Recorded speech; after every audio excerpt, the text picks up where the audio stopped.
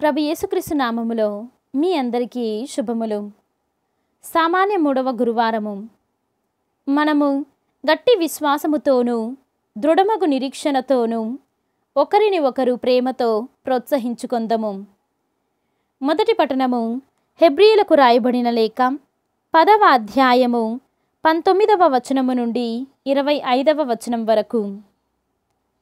సోదరులారా, యేసు మరణము వలన పవిత్ర స్థలమున ప్రవేశించుటకు మనకు సంపూర్ణ స్వేచ్ఛ కలదు.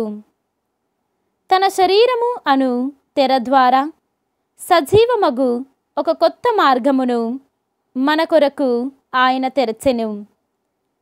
దేవుని గృహమును నిర్వహించుటకు ఒక గొప్ప యాజకుని మనము పొంది ఉన్నాము.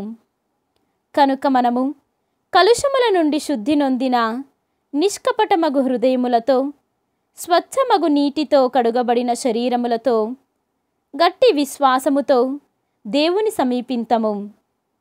దేవుడు తన వాగ్దానమును నిలుపుకొనును.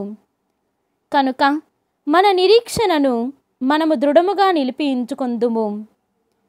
మనము ఒకరికి ఒకరు సహాయపడుచు ప్రేమను ప్రదర్శించి మేలు చేయుటకు పరస్పర సంబంధము కలిగి ఉందము.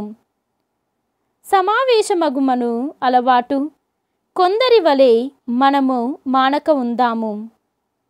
అంతేకాక ప్రభువు దినము సమీపించుచున్నది మీరు చూచుకొలది మరింతగా ఒకరిని ఒకరు ప్రోత్సహించుకొందము. ఇది ప్రభువు వాక్కు. సర్వేశ్వరునికి వందనములు. భక్తి కీర్తనం. ప్రభువును వెతుకుకొనుచు వచ్చెడివారు, యాకోబు దేవుని సన్నిధిలోనికి వచ్చెడివారు ఇట్టివారే. ఈనాటి సువిశేషము పునీత మార్కు గారు వ్రాసిన సువిశేషము 4వ అధ్యాయము 21వ వచనము నుండి 25వ వచనము వరకు.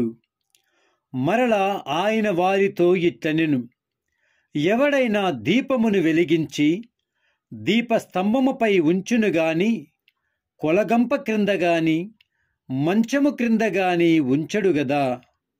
దాచబడినది ఏదియు బట్టబయలు కాకపోదు, బయలుపరచుటకే గాని ఏదియు దాచబడలేదు. కనుక వినుటకు వినులున్నవాడు వినుగాక. మీరు శ్రద్ధతో ఆలకింపుడు. మీరు ఏ కొలతతో కొలుతురో ఆ కొలతతోనే మీకు కొలవబడును, అంతకంటే అధికముగా కొలవబడును.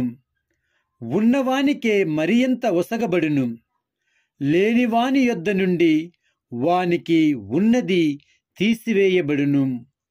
ఇది క్రీస్తు సువిశేషము.